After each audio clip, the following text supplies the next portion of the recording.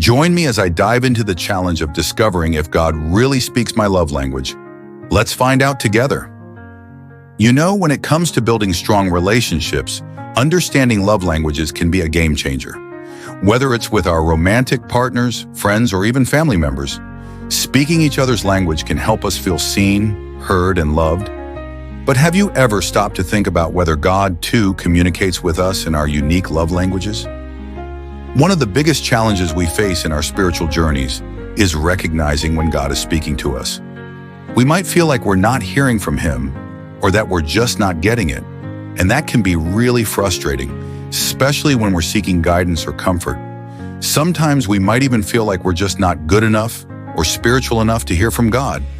But what if the issue isn't that God isn't speaking, but rather that we're not tuning into our own love language?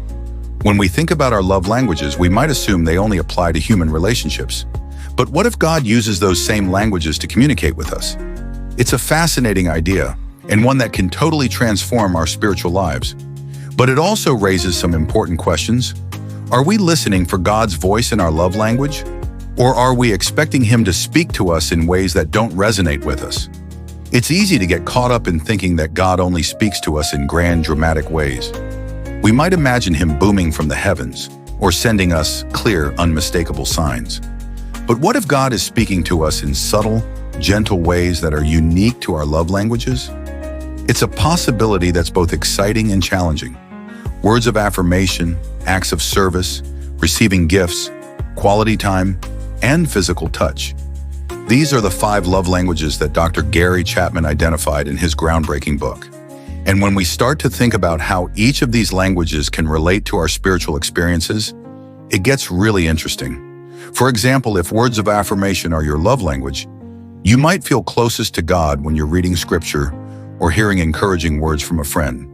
Or if acts of service are your thing, you might feel God's presence when someone helps you out in a practical way. It's amazing to think that God might be speaking to us in ways that are tailored to our unique love languages. And when we start to tune into that, it can revolutionize our relationships with Him. I want to share a story with you that really highlights this. A friend of mine has always struggled to feel close to God, even though she's a devout Christian. She felt like she was doing everything right, but somehow she just wasn't feeling that connection. It wasn't until she realized that her love language is quality time that things started to shift. She began to prioritize her quiet time with God, making space for Him in her daily routine. And slowly but surely, she started to feel that sense of closeness and intimacy with Him that she'd been missing. It was like a weight had been lifted off her shoulders, and she knew that God was speaking to her in her love language. She felt seen, heard, and loved, and it totally transformed her spiritual life.